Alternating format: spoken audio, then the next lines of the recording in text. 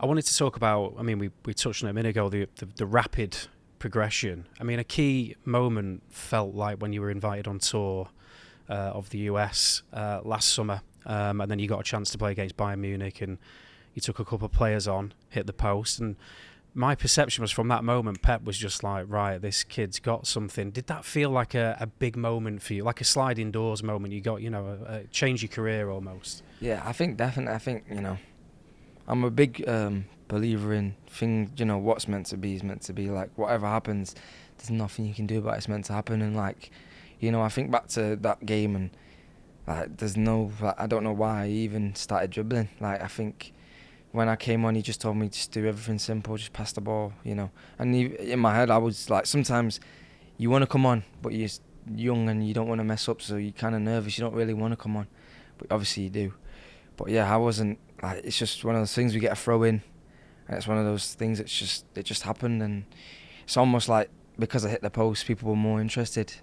I know maybe if I scored, it would have been different, but it's meant to be. It was an amazing little moment, just beat a couple of players and hit the post. I remember I was like, a dream, that, isn't it? Well, I was down on a pitch level because it was towards the end of the game, and I come down, so I was like right behind, and I was like, whoa! And then from that moment, so you almost skipped the EDS year, which is very unusual, isn't it? You played some EDS matches or not? So not when I was meant. So I was 18s. So I had a season with the 18s. Yeah, and captain of the 18s. Yeah. And then the next season I would have been 23s, but that was last season. So, but when I was with the 18s, I played a few games with the 23s, and obviously I played enough to get the trophy as well with the 23s in the same season. But I never really had the season with the 23s, if you know what I mean. I was going to ask you about this as well. Pep constantly talks about your like in-game intelligence, if you like, sort of like sporting intelligence. He seems to have seen something in Rico where he thinks he absorbs information, and if he tells him to do something, like he sees it in action in training straight away. Is that your kind of impression, having watched him? This guy? Yeah, he's not bad to be fair. He's not bad. I remember, I think we'll talk about the game, but I was working for another broadcaster, need not be named, no free ads on this podcast, and it was the Leeds game in December, and after the match, everyone else wanted to talk about Haaland scored, Grealish did this did that, whatever. But like, he was one of the most impressive players on the pitch. Yeah. And when I asked Pep a question about a youngster that's come into the team, all the praise was just getting poured out for him. That was the biggest thing that he saw in that match. Yeah. And I'll be honest, like I love Pep. He's one of my favourite managers of all time. If he ever spoke about me like that, I guarantee you'd never see me again, because my life would be complete. Yeah. And I thought, that's the thing, because that was going to Ellen Road.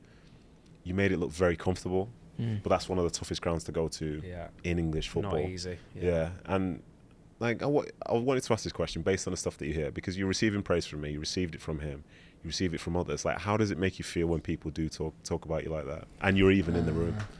Yeah, I think depending on the person, really. If it's like on Twitter or anything like that, I don't really listen to it. I don't really, take any notice. But if it's someone that I appreciate and someone that I see as, important to me, it's like, it means more than anything, to be recognised, especially by someone like Pep, who I've watched coach for years and stuff like that. So for him to be talking about me, it's almost like it doesn't really make sense, if you know what I mean.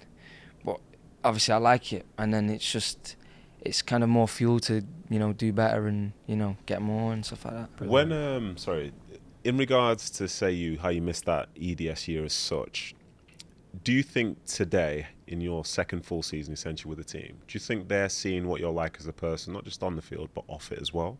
Because I think when you go from being around your peers, when you're around people at your own age, you act basically like you're around people your own age, but all of a sudden you're in the dressing room with people in their 30s, people who've done it for years and years. Are you settled now to the point whereby they see you, or you more so feel like you're a youngster within that space? I think it's quite difficult, because obviously last season was like, I didn't know what was going to happen at the start of the season, and I was just thrown in and I was with them for the rest of it. So it was difficult to kind of fit in. Obviously, luckily I had like Cole there and Phil, obviously, who were younger. And obviously, like, now I've got a great relationship with Cole and Phil and a lot of the players. But I think definitely now I feel more like part of the team, if you know what I mean. Obviously, I still feel like obviously I'm still only 18. I'm still like the youngest by far, but it just feels like I know everyone more. Everyone knows me more, you know, and it's more like natural. I'm not scared to, you know, go into the physio room and ask for a bit of treatment because I don't want someone to say something like that. But it's just like more comfortable, you know, being with people for a year. You know, you get to know everything about them.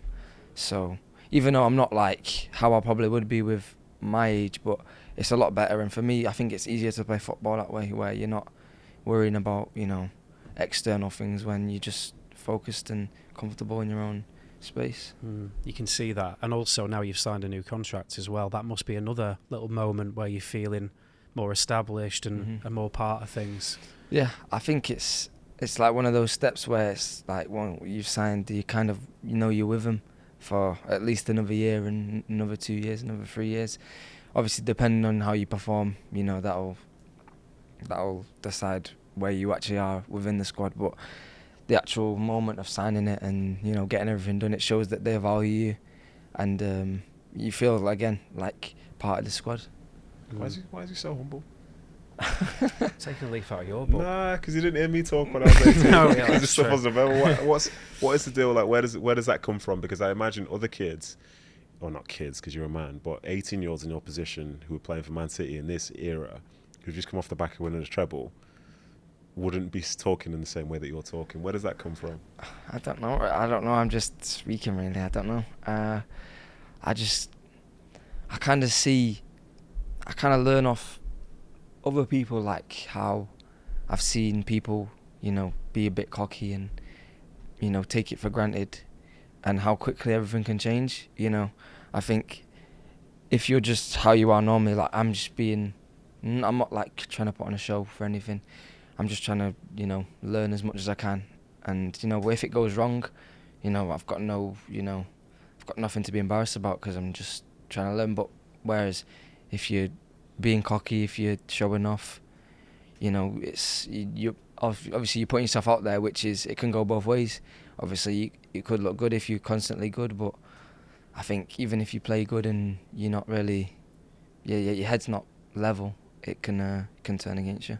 And what about winning a treble in your first proper season? It's amazing, isn't it? Yeah. I mean, you've had quite a journey there. It must feel fantastic.